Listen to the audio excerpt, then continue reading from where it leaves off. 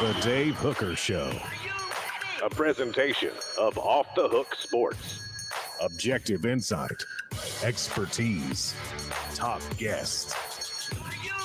Available on YouTube, Apple, Spotify, and the Off the Hook Sports app. Download now for free. Also available on offthehooksports.com. I compute and obey. Now to Dave Hooker. Ready. Well, despite some of the rumors that perhaps I was incarcerated or going to rehab or whatever, it was just a vacation. Hello, everyone. He is Caleb Calhoun. I'm Dave Hooker, and we're off and rolling. And this, to me, is in a lot of ways the beginning of football season because we'll have coverage of SEC Media Days. We're going to start to get selections of Tennessee players and other SEC players that will go to SEC Media Days. And then about a week later, you'll have practice starting. So this is the exciting time of year and excited to be back. It was my last family vacation, Caleb, with kids still in the house. So a little emotional today. If I tear up, that's my fault. That's on me, Caleb. So, but first of all, thank you for filling in, you and Caleb Giroux and Josh Ward and the crew. I certainly appreciate it. I did get a little bit of sun. What do you think? Well, so I took bets with everybody that came on last week over how red we thought you'd be when you got back. And you're not as red as we thought, believe it or not, or at least as I thought. So you almost look tan. Look at you. I do. I'm a weird ginger. And by the way, we bumped into some people and they just said randomly to my wife, "Are you with that blonde-haired guy?" I'm like, "What? I've got red hair." But the white is coming into the point that people think I'm a blonde now. So I hated being a redhead my whole life, and I accepted it and I loved it, and now I'm not a redhead anymore. That's so funny. See how it goes? But yeah, eventually I'll be all white because red hair doesn't go gray at all, but it just goes white. So welcome to everybody on the message board. I appreciate that. Glad to have you on board already. And so we've got a lot to get to, including some predictions as it is that time of year. And some people not as high on Josh Heupel as I thought, which surprises me a little bit. And some people questioning his offense as well. So let's go ahead and get started with that. Right now, it is time for today's tough question, and it has to deal with Tennessee's explosive offense. Will they be explosive or not? Here we go. Today's tough question. Take a side. Take a stand. The Dave Hooker Show. A presentation of offthehooksports.com. All right, so the Vols get some kudos. By the way, if you could hit that like and subscribe button, we greatly appreciate that. The Vols get some kudos as far as being one of the top 12 offenses in the nation. Caleb, that's pretty strong to me on face value for having a new quarterback at the helm. Not new, but you know what I mean. What did you think of them being in the top 12? I'm not surprised, but it's reaffirmation to me that Tennessee's considered one of the elite offenses after all they lost from last year. Yes, this is considered one of the top 12 explosive offenses in college football, and Tennessee being on the list does stand out. And it stands out in the article. This is by our man Brad Crawford 247. Dave, I don't know if you know, I gave the guy a hard time last week because he wrote some things that just had to criticize heavily. But this one is a good one. And what's brought up is Tennessee it's kind of underrated because yes, they lost Hendon Hooker. Yes, they lost Princeton Fant. Yes, they lost their top two receivers and Darnell Wright. But on paper, they returned 8 guys that technically started a game last year on the offense. So yes, they lost Princeton Fant, but they returned a starter at tight end at Jacob Warren. So theoretically, they returned 8 of 11 starters, if you really think about it. And when you really consider the fact that Cedric Tillman was barely a starter last year anyway, they returned both wideouts. So I thought about that, and the experience is there to suggest the offense should really pick up where it left off, honestly. And Joe Milton's the big question, obviously. I think who replaces Darnell Wright at right tackle is a bigger question, but I still think Joe Milton is a pretty big one. But outside of those two issues, Darnell Wright and Joe Milton, I don't think there's a question about this offense this year. Really, other than Darnell Wright, if you want to phrase it like that, I don't have a big question. And here's the other thing. You don't have a Will Anderson that you're going to play this year that you've got to stop. I don't know that there's an elite defensive end on Tennessee's schedule like a Will Anderson and like the kid from LSU. So, yeah, I think the Darnell Wright is a significant loss. There's no question about it. But I think they can survive that. I think they will survive that. I think what you're seeing about Tennessee getting named one of the 12 most explosive offenses, and I want to go through the list, it's one of two things. One, people really respect Josh Heupel and his offensive direction. Or two, it's people that were late to the party, right? So last year they thought Tennessee was going to be like a 6-6 team, and they were better. So now they don't want to be late to the party again. So you're going to see more of this. Who are some of the offenses rated ahead of them? And I'm curious, is top 12 too low? And hello, everyone, to the message board. And by the way, my bail did get posted. I did get out of prison there in beautiful, where was I? Panama City. Go ahead. So this actually doesn't take into account, this doesn't rate them, it just lists them all together. But other ones on there were LSU, again, where this is the LSU Homer page, apparently, Dave, but I don't think that's shocking that they're on this list. No, let's go through the list real quick if we can. So I actually believe I'm not a Jaden Daniels guy yet. I may be at the end of September. I mean, I like him. So I think Tennessee will be more explosive, significantly, actually, who will be a little bit more ground-based. So I will say that Tennessee will be more explosive than them. You? Yeah, I'll say they'll be more explosive. I don't know if that necessarily means the offense will be better, per se, but I think it'll be more explosive. Agreed. All right, what do we got next? Next, we got Washington, which, again, don't sleep on Michael Penix Jr. Again, almost ended up at Tennessee and had committed to Butch Jones back in the day. Just imagine the magic Butch Jones could have done with him. Yeah, saved him all kinds of money on haircuts. I think they'll be more explosive than Washington. I think so, too. Is there a thing with the Pac-12 North, though, where no, actually, I take that back. Because Pac-12 North actually has some defensive-oriented teams, Stanford, now Oregon. So, yeah, they'll be more explosive. Penn State on the list. I'm not a James Franklin guy. I think Tennessee will have a more explosive offense. But they are low. This is going to be the best offensive line Penn State's ever had. So, just saying, watch out for that. I just feel like every 3 years we get jazzed about James Franklin. Okay. Who else we got? Oregon. I don't know. I'm going to go ahead and tell you. I don't know Oregon's personnel well enough. So I'm going to abstain in that one. Who are some SEC? Any other SEC? Yeah.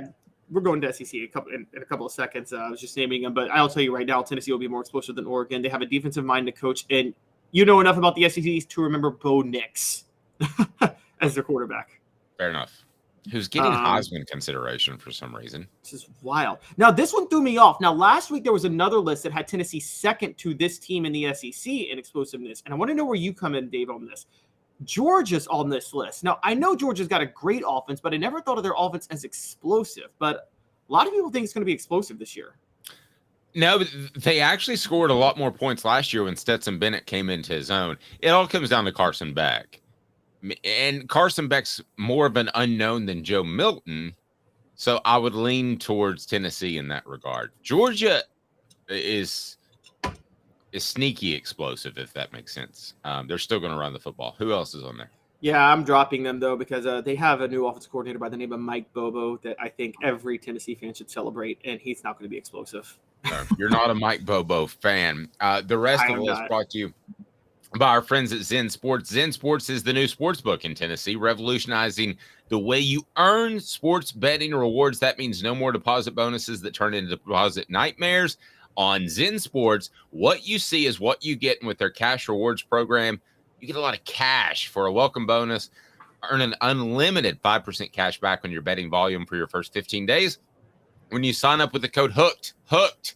That's right, unlimited 5% cash back. Keep betting, keep earning with up to 3% cash back on your betting volume every month after that. And refer friends as well, and you can earn a percentage of their betting volume as cash rewards too. Zen Sports bringing the cash back to Tennessee. So if you bet big on sports, you want to be betting on Zen Sports. Zen Sports betting just got better. Who else is on the list?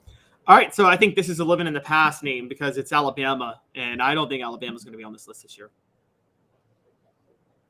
You know, I think they'll be more explosive than last year because I think they had a down year in skill position players, but you don't have Bryce Young who bailed them out. So, and I think they want to dial it down and be more ball control. So it surprises me that they're even on this list. Yeah, I think this seems like this is who Alabama's been the last 10 years under Nick Saban. So we just think they're going to be that way. And I'm with you. I think that I think they're trying to slow it down a lot. And I don't think they have a quarterback to be explosive. On the other end, there's Florida State. I'm low on Florida State, but even though I'm low on them, I could still see their offense being explosive with Jordan Travis and playing in the ACC. In the ACC, yes. The last words you said are the most significant to me. Who else? Yes. I always Josh Heupel, Circle West, USC. They're going to be explosive. Well, yeah, I mean, you've got the Heisman Trophy winner. That was the one you were going to mention that's really tough to make an argument against. I mean, you've got the Heisman Trophy winner. So who else? Yeah, exactly. And then another one that shocked me, Michigan. That's a ball control team. They're not explosive, really, are they? Don't get that at all. Don't get that at all. So how many do we have left? Because I've got Tennessee around the top 5 right now. That's all 12. Sorry. There's two more. Excuse me. I misread. Texas on there. I am very low on Texas, very low on Steve Sarkisian, and very low on Quinn Ewers. And I want to address that later in the show. But yes, so Tennessee. Quarterback issues, no way. And what was the last one? Last one is Ohio State, and they have a track record, so I'll give them that. Yeah, and they just have great receiver play. We don't know who the quarterback's going to be. I mean, we know, but we don't know if he's going to be as good. So where would you put Tennessee on that list if you were ranking them? I mean, in terms of explosiveness, okay, so the only teams that have a case are Ohio State, USC. That's it. And maybe LSU, depending on what system they run. I got Tennessee at either 3rd or 4th on the list of those 12. I did too.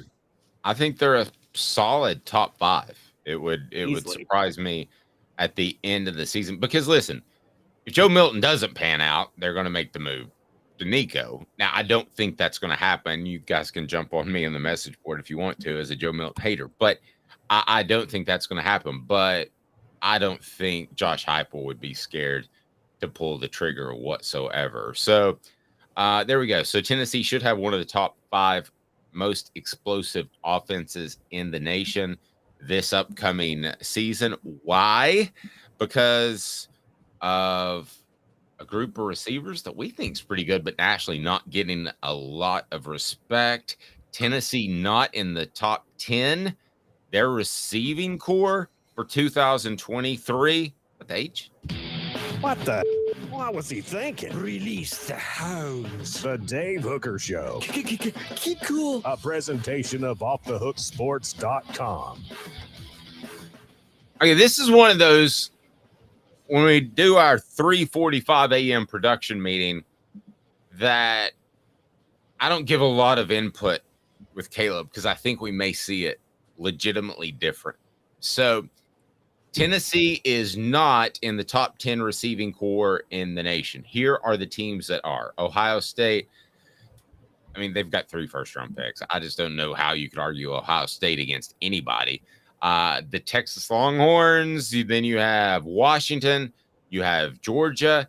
You have Florida State. You have USC. You have Oregon. You then have LSU. You have Texas A&M, and lastly, you have Alabama. I'm going to make the argument right now because I have a feeling you're going to go the other way. I don't think Tennessee should be in the top 10.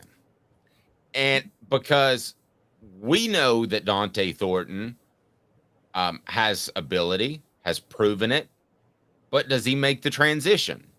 you're more likely to make the transition as a transfer than you were 20 years ago, right? But still, there is that question. Squirrel White, could he have a sophomore slump? I think Brew McCoy is the most talented receiver, if not player, on this team in terms of NFL ability. But let's see. He's yet to do it. He has an off season. So I would kind of have, if I were writing this list, I would have an asterisk next to Tennessee. And I would say if every one of their ifs come through, and if Squirrel White is as good as we think, if Dante Thornton is as good as we think, if Brew McCoy comes into his own. But I don't have a problem with them not being on the top 10 list. I think they will be a top 5 sort of wide receiver group at the end of the year. But when you lose 2 guys to the NFL in Jalen Hyatt and Cedric Tillman, it's not a great surprise to me that they're not in the top 10. You? I can't be upset at the list because Pro Football Focus isn't some, they don't kowtow to narratives. They do an analytical approach. I mean, they grade these receivers and they give them grades and things like that. And so this isn't based on any, we don't think Tennessee's there. No, this is based on actual numbers and raw data that puts Tennessee out of the top 10. And by the way, when you were all, PFF is just throwing us massive curveballs. Not only does Tennessee not have a top 10 wide receiver unit, according to PFF, but they have the highest graded returning safety in all of football. So maybe the secondary will be Tennessee's strength this year. I'm kidding, but switch up for sure. Yeah, Wesley Walker was the highest graded returning safety, but yeah, it's in the SEC. That is. I still think this is going to be top 10 though, and I don't blame Pro Football Focus for not putting it in there. But based on projections, I don't think we can debate this is going to be a top. I think it's hard to argue this is going to be top 10. Okay, yes, they lose the Biletnikoff Award winner. Fine. I don't really count Cedric Tillman as a loss. Brew McCoy and Ramel Keaton were the starters for most of the year last year at wideout. So I think that Brew McCoy and Ramel Keaton they returned their go-to wideouts on both sides. Squirrel White proved more than enough in plenty of games last year. And Dante Thornton, I disagree with you about the transition. Now, I think the transition is actually harder for a receiver than a quarterback in Josh Heupel's system. I still think it's a pretty easy transition, though. I mean, you're just schemed to run bare a lot of times and get wide open down the sideline. I mean, as long as you got speed, which he's got, I don't think there's a lot of stuff to learn in Josh Heupel's system at receiver. No, I agree. It's a reading safety sort of thing. It's not terribly difficult. Travis says, I want to put this up on the board because this is kind of a controversial take, but it's absolutely true. After Pitt, Tillman was inconsequential. That's very true. He was injured for most of the season. Hyatt was overrated. The receiver crew is way better this year. That's a bold statement, but one that I'm not going to disagree with because in that slot position, you expect somebody to get wide open like Jalen Hyatt did last year, don't you? Yeah, I mean, absolutely. That's the scheme. Do they have so Hyatt is not as quick on the 40 time, like right off the jump, but would you say like his long distance, his acceleration at like 30, 40 yards, that's where he started to beat guys there. Can other slot receivers do that? That's where the question comes into play because Hyatt was so good at winning the distance runs. Yeah, that is a very good question. Does he turn? I mean, do they have a guy who turns the 20s into 50s? I don't know, but it also wouldn't be the worst thing in the world if they had a guy who's ultra quick, like a Squirrel White, that is able to keep moving the chains. But don't you think Dante Thornton can be similar?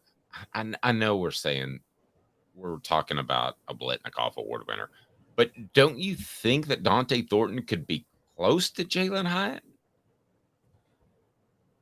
Yeah, I mean, I think so. I'm pulling up. So Hyatt's 100-meter dash, funny enough, because I think the 100-meter dash matters than the 40 time if we're judging receiver speed at slot and Heupel system, quite honestly. And Hyatt's 100-meter dash is 10.46. I'm pulling up Thornton's best 100-meter dash, and there's not. Okay, see, this is the thing. It's reportedly just over 11, which is still fast. Oh, sorry, this is a different Dante Thornton. Excuse me. his Dante. No, this is it. This is it. The same Dante Thornton. Okay, yeah, it's just over 11. So, and Squirrel White's is like 10.68. So Hyatt has the fastest 100-meter dash of these guys, and 100-meter dash matters more than the 40 time in terms of getting open down the field. So it's hard to know if they can do it. Now, Thornton doesn't have to be as fast in the slot because he's got a size advantage. I mean, who's going to guard him one-on-one? I don't know. Another take from the message board where Rocky Top Tom said, Hyatt isn't overrated. He fit the system like a hand in glove. That's not being overrated. That's perfectly fitting a system and excelling in it. I jive with that too. I think you're both right. But I think there are other people that can do that. It's kind of like a running back in the NFL. I think there are other people that can step in and do that, what Hyatt did last year. I'm not saying he's going to break every sort of record, and I think it's going to be split. I made a couple of phone calls over vacation. I think it's going to be a little split between Hyatt and Squirrel and Thornton. So I don't think that you're going to have a situation in which Hyatt's just kind of the guy, and he had to be the guy last year. But that surprises me that Jalen Hyatt's, and you said his 100-meter was what again? It was 10.46, I believe, which was much faster than Thornton's or Squirrel White's. Squirrel White's was, I think, 10.68, and Thornton's was 11.02. Yeah, but right now, if you had to pick between Squirrel White and Dante Thornton in this offense, who would you take? That's a whole different question, isn't it? I was driving the Dante Thornton train the whole time, and then spring practice happened, and it looked like Squirrel White did not give up his position at all. And so I can't really knock Squirrel White at that point. So at this point, I'm going Squirrel White. And Dante Thornton, that's not incredibly fast. You know how fast Fred White ran when he came to UT as a cornerback, not a safety? 40 time or 100 meter? 100 meter. I'm going to go, I don't know. What is it? I have no idea. I don't want to disrespect Fred White by saying it wrong. So I know. Don't call him an overachiever either. 10.2. So 10 point. That's faster than Jalen Hyatt's. Yeah, he was winning like track events all over the country. I don't know. A lot of people don't think of Fred like that. Could you imagine him as a receiver? I mean, just like throw it down the field and he's going to catch it. I mean, him in this system playing receiver would be incredible. So it's funny you bring this up about receiver, though. So I'm curious.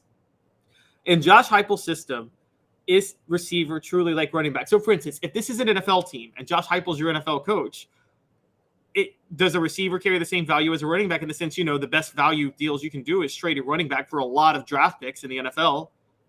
Do you do that with receivers if you have this team in the NFL? Because are they replaceable? Yeah. I'm going to say no because they're replaceable.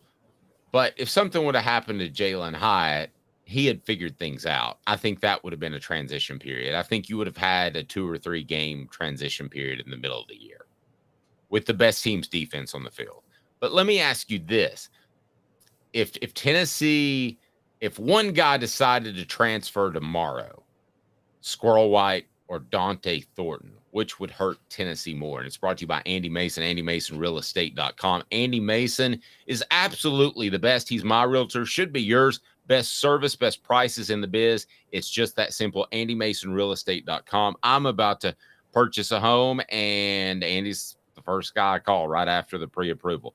Okay, so if one of those guys traded, because I don't say hurt, I hate saying that.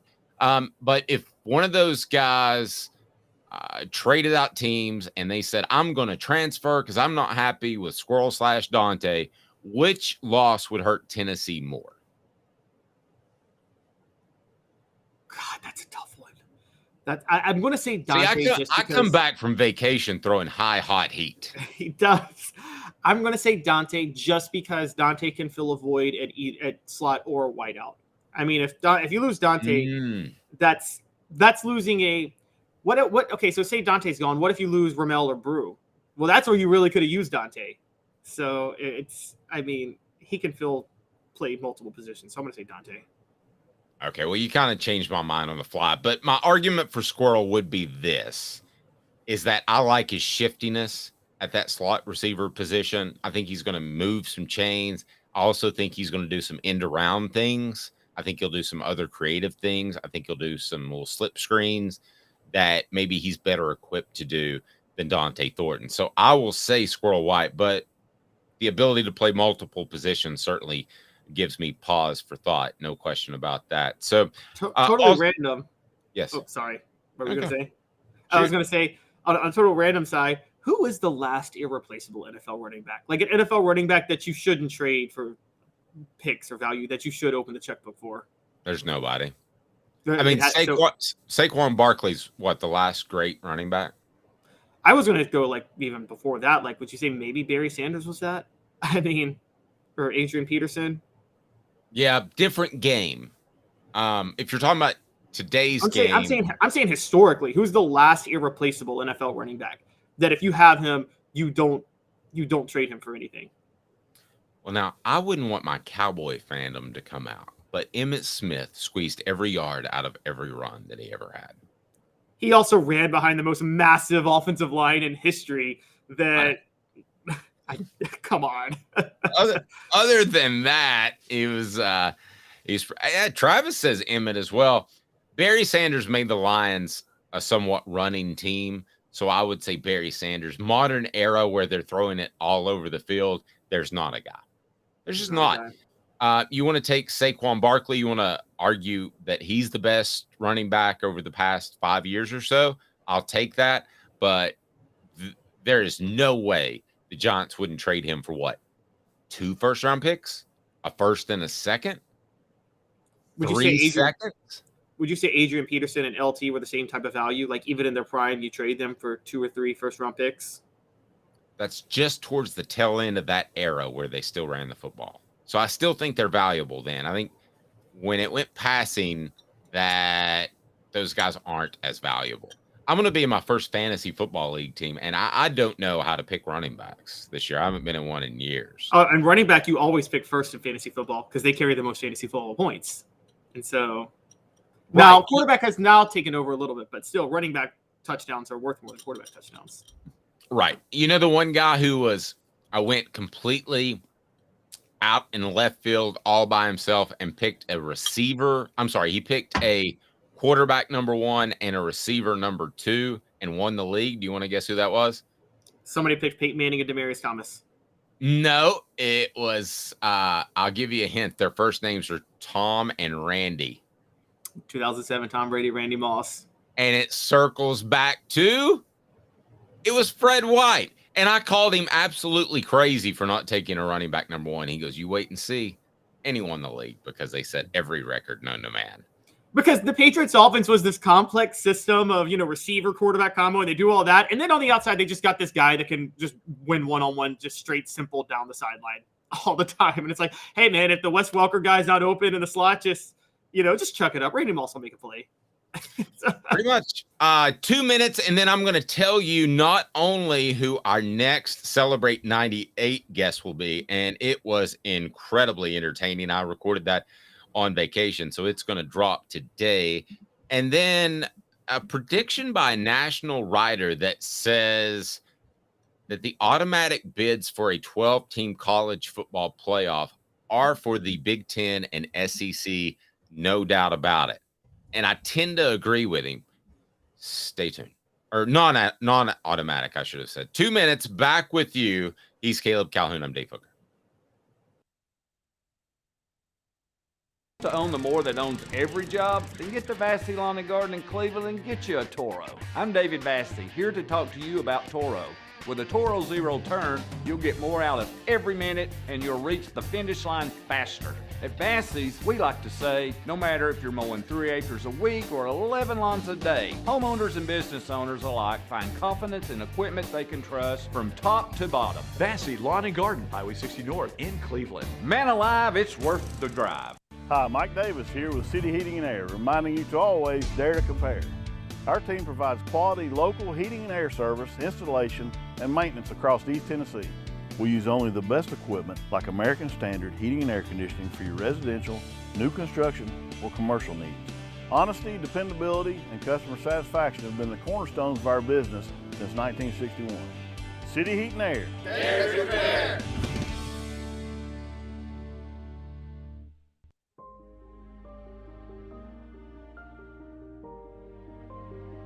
Our family has been creating one-of-a-kind pieces of jewelry in West Knoxville since 1986. Each piece is a combination of unique processes that bring your idea to life. Every day in our shop, a truly special item with a story all its own is being manufactured in our facility, bringing the history and family sentiment into a whole new generation of life. We are grateful that you chose us to be Knoxville's best jeweler, a title that we value and respect. Because to me, being a jeweler and owning a jewelry store are not the same thing. I'm Rick Terry. I'm a jeweler, and we want to be your jeweler. Kingston Pike and Campbell Station Road in the heart of Farragut, and downtown on Gay Street right next to the Tennessee Theater.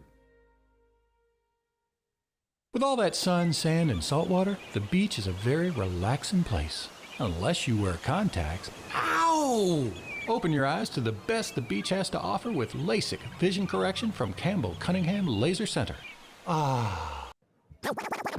You're listening to The Dave Hooker Show, a presentation of OffTheHookSports.com. The internet is full of pictures of each and every one of you. Available on YouTube, Apple, Spotify, and the Off the Hook Sports app. Download now for free. Is there nothing you people can't do? Also available on OffTheHookSports.com. So, if you haven't followed it closely, because it's still a year off, I understand. But here's how the college football playoff is going to work. 6 highest rated conference champions determined by the College Football Playoff Committee will receive automatic bids. The next 6 highest rated teams will get at-large bids. The 4 highest rated conference champions will receive buys into the quarterfinals. First round games will be played at the home stadium of the team with the better seed. Okay. So what I want to address is number 2 on that bullet point list. The next 6 highest rated teams will get an at-large spot. So a guy that we like, Joel Klatt, quite a bit, said they are effectively, 2 of those spots are effectively reserved for the Big Ten and the SEC. No, all 6 of them. All 6 are the at-large spots. So they're going to, well, I'm not following then. So what Joel Klatt is predicting is that, so it's the top 6 conference champions, which you're going to have the SEC and the Big Ten be among the top 6 every year. Okay, so we're at 6. We're at 6. And then he said the other 6 at-large bids, he thinks basically what's going to happen is that it's basically just going to be for the Big Ten and the SEC. It's going to be almost reserved for the rest of the best of the Big Ten or the SEC. So all 6 at-large bids will be just Big Ten and SEC teams almost. Okay, I want to play a little game here. It's called Should've or Will It? It's workshopping, okay? Admittedly, right here on the air. So, should it? No. I mean, not all. I mean, you could argue that the next 6 best teams are from the SEC and Big Ten. And I would have zero problem if it shook out with that happening. But let's look at the ACC, for instance. Whether or not Clemson or Florida State wins that conference, if they're both knocking at the door, how are they not going to be included? So I don't see that. I don't see how all 6 could go to the Big Ten and the SEC, and you're going to get politics involved. So does the ACC and Pac-12, 10, whatever they are, do they have as much pull and power as the SEC or Big Ten? Heck no. Caleb, I'm not an idiot. I don't think that's the case. But I will tell you this, there's going to be enough politicking for those conferences to keep the entire nation involved in this playoff. So, no, I don't think all 6 will ever be just Big Ten and SEC. Do you? No, and let's go with last year. If this were to have happened last year, the 6 conference champions would have been Georgia, Michigan, Clemson, Utah, Kansas State, and Tulane. The 6 at large would have been TCU, Ohio State, Alabama, Tennessee, USC, and Penn State. So 4 of the 6 would have been reserved for the SEC and the Big Ten, because you would have had Alabama and Tennessee and Ohio State and Penn State all get in. But then you would have had USC as a runner-up and TCU as a runner-up also get into the playoff. So I think Joel Klatt has a point, though. Look, I'm reading this as I'm reading this to you now, Dave. USC's in the Big Ten and going to be in the Big Ten in 2024. So right, and I almost said the same thing about Texas and Oklahoma. That they'll be in the SEC. I just can't imagine. Okay, let's take a look at last year. All right, who would be if we're going that those automatic or non-automatic bids go to SEC and Big Ten? Who are we arguing from the SEC that's in? Georgia, Alabama, Tennessee. Yes. And then the next team in there would have been LSU, but they're down at number 17. And I don't think anybody thought LSU should have been in last year after what happened in the SEC title game. Okay. And Big Ten's even easier. Okay. Because on a good year, it's going to be Ohio State, Michigan, and Penn State. I don't know who the best team is in the Big Ten. Well, again, it's going to be USC, but until then. Oh, yeah. So USC. I'm sorry. So let's say we have 4. Okay, so I don't see how you get to 6 in the Big Ten, and I think it would take a special year in the SEC as far as wins and losses. Yeah, because what we're talking about here is it would be 8 teams total from those 2 conferences, because the 2 conference champions plus 6 at large teams total. So we're talking like effectively the top 4 teams in each conference getting into the playoff. I think that's more possible than you, Dave, only because I got to be honest. I do think the playoff committee, and they should do this. There's so much democracy at work to allow 6 conference champions, which is in a 12-team playoff is kind of laughable because, one, they already give priority to conference champions. So the idea that Tulane at number 17 or wherever should have been one of the automatic bids it's hilarious to think about. I think what this opens the door for them to do is this opens the door for them and the playoff committee to say, hey, yeah, we're going to give preferential treatment to the 9-3 Big Ten team over the 11-1 ACC team. And if you got a problem with that, you should have won the ACC. You can't say we didn't. You can't say we excluded you because you could have won your conference to get in. This is a way for them. I think I've said this for a while. The college football playoff is actually a way for them to more favor the bigger teams, which has been a conspiracy of the, oh my God, let Boise State in. They have this theory that the smaller teams are discriminated against somehow. And what I'm trying to make the case is I think the expanded playoff is actually just an excuse to more favor the big teams so they can shut the smaller teams complaining up. Really. That's fair. I don't see a day that there are 4 Big Ten teams that can make this thing. I mean, there would have been last year. What? There would have been last year. That's what I'm talking about. Ohio State, Michigan, Penn State, and USC all would have made it last year. Yeah, but left out USC again. Well, I mean, the more we work through the argument, I guess he's got a point. I think the SEC will beat up on each other, though, right? Yeah, I mean that's the thing. Are you gonna take a 9-3 SEC team for an at-large bid or a 10-2 ACC team for an at-large bid? You're taking the 9-3 SEC team. Yeah, every time. I would too. And on the message board, Travis, I don't think USC is better than Ohio State and Michigan. Just if I misspoke there, I think they're very comparable to Penn State. Very. And I think Ohio State and Michigan will still rule the roost in the Big Ten, even with USC and UCLA in there. So I believe politics will keep this from happening. I believe that they'll get a second team, be it Oregon or Washington or whoever, that will bring you in more TV viewers nationwide. I think politics will be involved.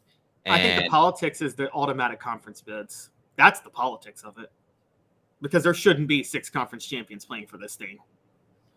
Right, but I'm talking about moving forward. If they're in a room and they say, hey there, we've got this 12th team, and we can go with Oregon or we can go with LSU or Southern California. I think they would go with Oregon. See, I or don't think Washington. they would. I don't. I think no. I think when it's 4 and 5, they can choose that path of least resistance and go politics a little more, or they feel like they have to. I don't think they feel that. I don't think this committee. I don't think they want to do that. I think they want to go with the best teams, and they know the best teams are in the SEC and the Big Ten. I think the 12-team playoff allows them to do that. They don't have to worry about politicking anymore because they can go to Oregon and they can say, "Hey, you're mad you're not in. You should have won your conference," and they can just straight up say that to them now. No, very fair. Very fair. I agree with all that you just said. Here's the other thing that we haven't factored in. Nobody has traveled like Southern California is going to travel and UCLA are going to travel. How much of a wear and tear does that have on the body in November? Now, I know these are young men, but I can tell you that I got wear and tear just driving to Florida and back. So, and that, you're going to have to go out there probably a Thursday night, stay a Friday. I mean, does USC and UCLA, do they lose a game just because they are making this unprecedented travel schedule? I think one of the two every year will. I think they'll cruise out to Rutgers, bad example, but they'll cruise out to Rutgers or maybe it's a Penn State, or maybe it's an Iowa or whoever. No, not Iowa. Who's a middle level? Penn State and Ohio State are both on Eastern time, so that is a 3-hour time difference between USC and Ohio State or Penn State. Yeah, and just being on the plane. So I think that'll cost them a game a year. And Travis said too, going back, not bouncing back between topics. He said they'll never allow 4 SEC and 4 Big Ten teams in the same playoff. I tend to agree with that, right or wrong. But isn't that going to cost them a game? That much travel, having to come east? I mean, yes, but you could also say it might cost one of those teams a game having to fly out to USC for a game every now and then, because think about let's go with the NFL for a minute. Let's say, the NFC and the AFC West, let's take the AFC West, for instance. Kansas City is in Missouri, and then the rest of the teams are on the West Coast. I don't really think it messes with Kansas City to have to fly out to play those games. Now, it's not. So, I mean, now again, losses aren't as impactful in the NFL, but I would say now losses aren't going to be as impactful in college football. If you're in the SEC or the Big Ten, a loss is now like a loss in an NFL season rather than what it used to be in a college football season. I'll say one thing. I know that every school has chartered flights. But if USC and UCLA don't have a plane that says "Fight on" or "Go Bruins" or something, so that when they fly into town, it's more marketing dollars, they're missing out on something big. They should make USC and UCLA showing up in your town a big deal. Because let's face it, a lot of the Big Ten cities are really boring. So you show up and you got the camera guys and you make sure that sports information knows about this, and the camera guys are shooting and they're good to go and they're excited. And then you've created an event, not just a football game. It's funny. That's what fans hated. I will never forget during the USC raid in the mid-2000s. Your traditional SEC and Big Ten fans hated the Hollywood nature of USC. But it's like Pete Carroll was so smart. He embraced that. He knew the Hollywood aspect of USC is what would sell USC to recruits and keep the kids in California rather than going to Colorado. And do you remember that, Dave? Remember how much that annoyed SEC fans, the Hollywood love of USC? But it's like, why wouldn't they take advantage of that? You take advantage of what you have. Amen. Amen. And I think when they fly in, I would have a big red and gold plane. I don't know that UCLA is committed enough to do that, but have Snoop Dogg getting off first and shaking hands with everybody. Yep. Exactly. I'm not even joking. That's what I would do, because you need to grow your recruiting footprint. There are a lot of guys, let's face it, that are born in Pennsylvania. And if you went to them and say, you can play in the Big Ten, your parents can see you, and you can play in LA with that type of money, they're going to cruise. I mean, Southern California might never win a Big Ten title, but they're going to affect Michigan and Ohio State's recruiting. There is no question. Yeah, and USC is almost. I'm not going to go here, but they're almost a Notre Dame where they have to go national, because despite all the talent in California, Dave, you know this. California is the anti-Louisiana. Kids in California don't feel any loyalty to that state, to staying in that state to play college football whatsoever. They'll go wherever to play, usually. No, you're right. Portions of the program brought to you by Vassy Lawn and Garden. Man alive, it's worth the drive. Whether or not you're coming from Knoxville, Nashville, Chattanooga, Vassy Lawn and Garden, man alive, it's worth the drive. Toro, count on it. That is Vassy Lawn and Garden in Cleveland, Tennessee. So certainly check them out. And then we got coaches with no national titles ranked ahead of Josh Heupel. Now, this according to 247 Sports. And I don't have a problem with two of the names that might surprise you.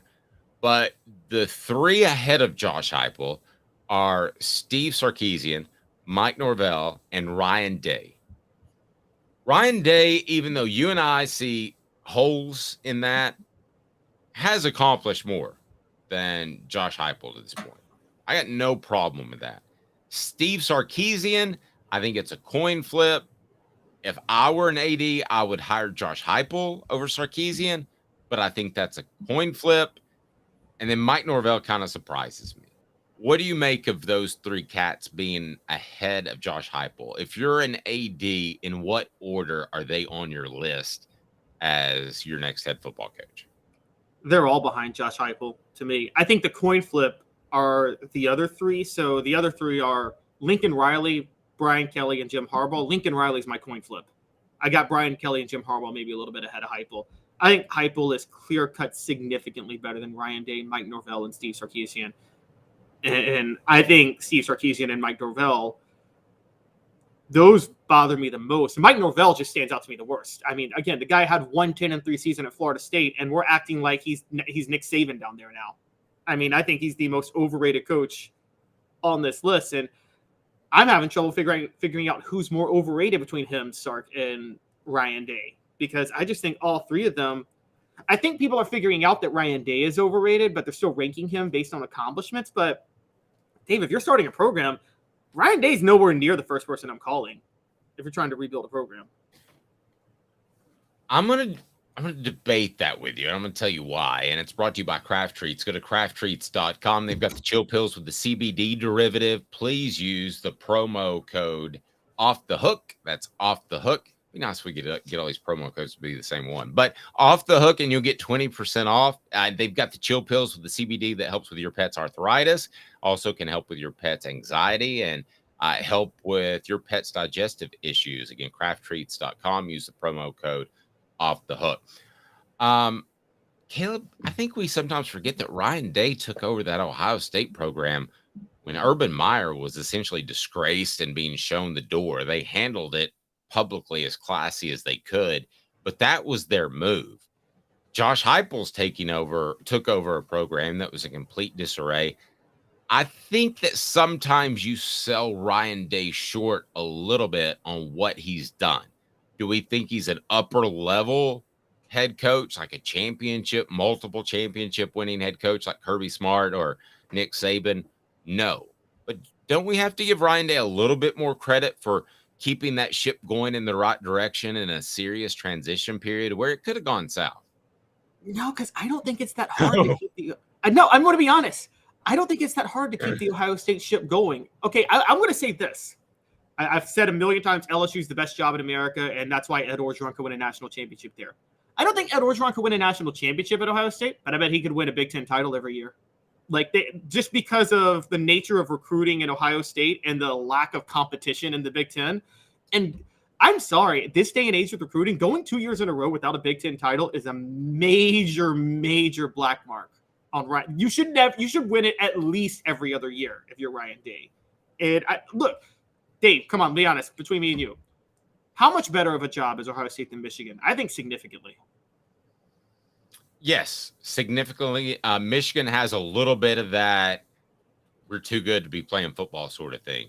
And Ohio State fully accepts it in that state. And really, there are NFL teams there but I've worked with a group out of Ohio, and they're dialed into Ohio State.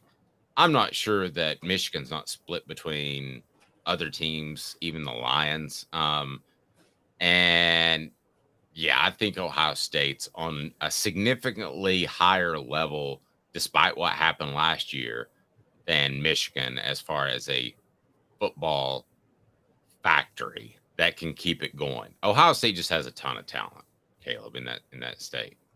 Yes, and also Detroit kids are about as loyal to Michigan as Memphis kids are to Tennessee, quite honestly, if you know the lay of the land with recruiting up there. I mean, they don't – inner city Detroit feels no connection to the Michigan or Michigan State schools whatsoever. They don't care. And now, they might with basketball. I bet Detroit kids probably like to go play for Michigan State and Tom Izzo in basketball. But outside of that, they don't care in football. And so they'll go anywhere. And, yeah, Ohio State, they go from Cleveland to Cincinnati to Columbus, and they get anybody they want anywhere in between. And I think Ohio State is – I think because of how easy a job it is and because of the fact that you're in the Big Ten, I don't think it's that hard to win the way he's been winning. And I do think it's a major – I think it's – yes. Now, to be fair, he played Alabama for the national title in 2020. That season doesn't count. That was the COVID year. I'm not counting anything that happened that year. But outside of that year, hasn't won a college football playoff game. Now, again, I'm going to give him a shout out. Josh Payton brings up a great point. Ohio State almost beat Georgia. If they almost beat Georgia this year, we're having a totally different conversation about Ryan Day. And I'll fully concede that. But I just think that, look, I think he should have done more to this point. I think Ohio State is way too easy of a job to win it. Especially given that they're in that conference. I mean, you could make an argument that LSU and Ohio State are easier, but LSU has easier to win, but LSU has the toughest schedule year in and year out. By far, bar none. They play in the SEC West. And now you can make an argument for Georgia because there is a debate between the SEC East or the Big Ten East. Because until last year, until Josh Heupel got Tennessee back, the East was really bad. But it's a little bit different now. But the question becomes Sarkisian or another question. Dave, am I wrong in thinking Sarkisian's overrated too? Where is this idea that he's an offensive genius? Because I haven't seen it. No, I'm with you there. I think he's a solid coach. Does he have the sort of insight and the sort of creativity and innovation that a Josh Heupel does? Or, I know we're getting ready to talk about Gus Malzahn and Kevin Sumlin. Does he even have that innovation? I don't watch his offense and think, wow, they're doing different things. Never once. Have you? No, never. I saw standard pro style offense, which again, if you're going to do that in college, you got to have the Jimmies and Joes. And Texas still hasn't recruited the Jimmies and Joes just yet. No one wants to point that out, but they don't have Jimmies and Joes on the level of Alabama or Georgia. And so you can't, that's a problem. And yeah, Mike Norvell, I think, but the clear one, Mike Norvell has no business on this list. That's laughable. Now, before we get to, is Josh Heupel just a splash guy? Can I share a story real quick? I was talking to Philip Fulmer during my vacation and finish up the book finally. And he said that he was going, I think this is so Philip and so funny. He was going to his grandson's practice. And he said essentially he was making sure they don't tackle to the ground in summer. So I'm thinking to myself driving down the road, how would you like to be a coach and have Philip Fulmer standing on the sidelines and his grandson is on your team? There's no way you're not thinking he's looking over your shoulder, right? Yeah, of course he's looking exactly. Of course he's looking over your shoulder, particularly given what we know about Philip Fulmer now and what you told me. He basically towards the end of his career at coaching, he was wanting to be a CEO who still was always looking over your shoulder at the same time, wasn't he? Yes.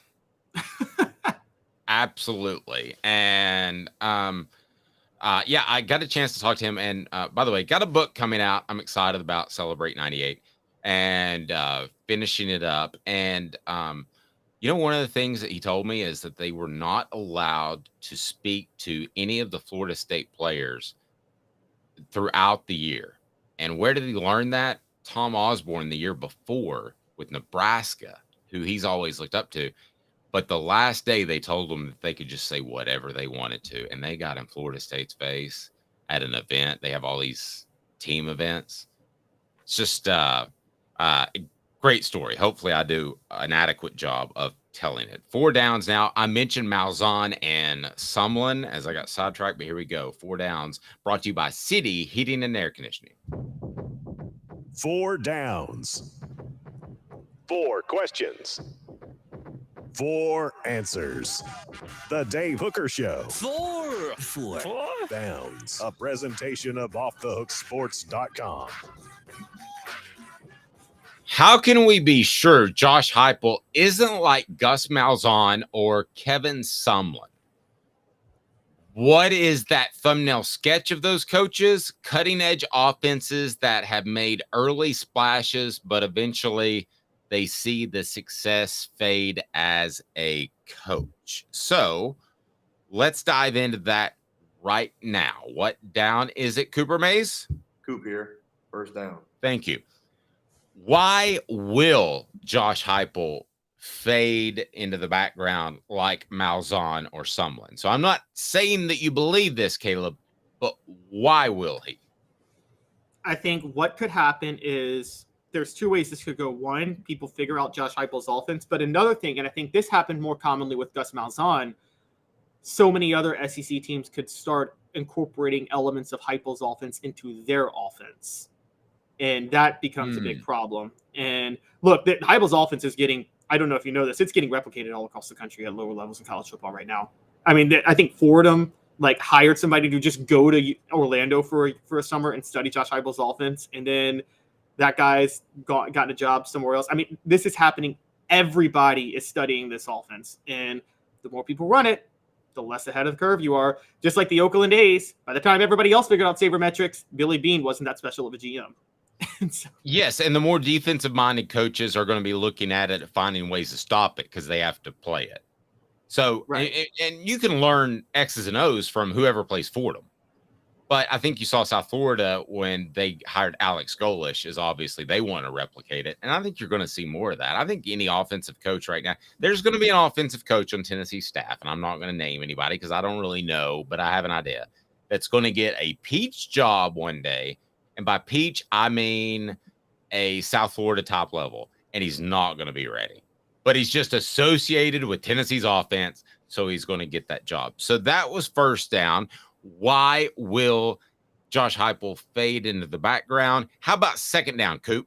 Cooper Mays here. Second down. Why won't he fade into the background like Malzahn and Sumlin? I'm going to go first on this. First, I was never a big Sumlin guy. I didn't think he did anything that incredibly inventive. I think he had a run of good talent. I would say the same thing for Gus Malzahn, which was most embodied by one of the most dominant quarterbacks that we'll ever see, and that's Cam Newton. So I will say he won't fade. Josh Heupel won't, because those guys had a talent advantage. Josh Heupel doesn't have that yet. He may one year, but if you look at the plug and play last year, if I would have told you that Cedric Tillman was going to be out 90% of the year, you would have said, oh, that's a big hit. They kept rolling. They plugged people in. So that's why he won't. I think he's just a better X's and O's coach at the end of the day than Malzahn or something. Yeah, I think so too. And I think this is why you always bring up the Steve Spurrier comparison, which is a better one, because Spurrier, when people figured out his offense, was able to adjust and just call, he was able to just out scheme you a lot of times, even after the fun and gun was figured out. And I think Heupel's more of that mold, where even if this offense is figured out, Heupel's shown a tendency and an ability to adjust. I mean, heck, he adjusted when he started running this offense to begin with. I mean, that was an adjustment on him alone when he went to Utah State. So, I mean, I know that he was asked, he doesn't like the narrative, by the way, that he kind of relearned his offense in himself after he got fired. He's more, you asked him, he won't say it out loud, but he thinks he was railroaded by Oklahoma. But at the same time, I do think there were some changes to what he was doing after he got fired than before. When will we know? What down is that, Coop? Tennessee center Cooper Mays here. Third down. When will we know if he's the real deal or a flash in the pan Malzahn / Sumlin? Well, we actually got our first hint last year, and it's good news for Tennessee, which is this. Malzahn and Kevin Sumlin, what do they both have in common? Their best year was their first year. And so Malzahn, his 1 year as Auburn's offensive coordinator, won the national title, and then his first year as head coach won the SEC title. Someone's first year, Johnny Manziel won the Heisman. So that was their first year. Heupel's first year, he went 7-6. Then he went 11-2 the next year, which suggests that, okay, he went 7-6. Defenses started to learn about this offense, and they still couldn't figure it. They still couldn't stop it. And so I think, but we'll know for sure 2025. I say 2025. If he hasn't had another top 5, if he hasn't had a top 5 finish or a couple more top 10 finishes by 2025, that's what we'll know. I'm going to say December 2024.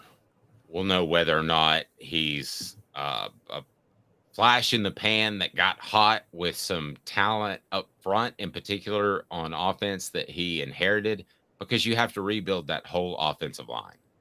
And if he's able to do that, then I think that's an incredibly positive sign for Tennessee, because Tennessee can run the football.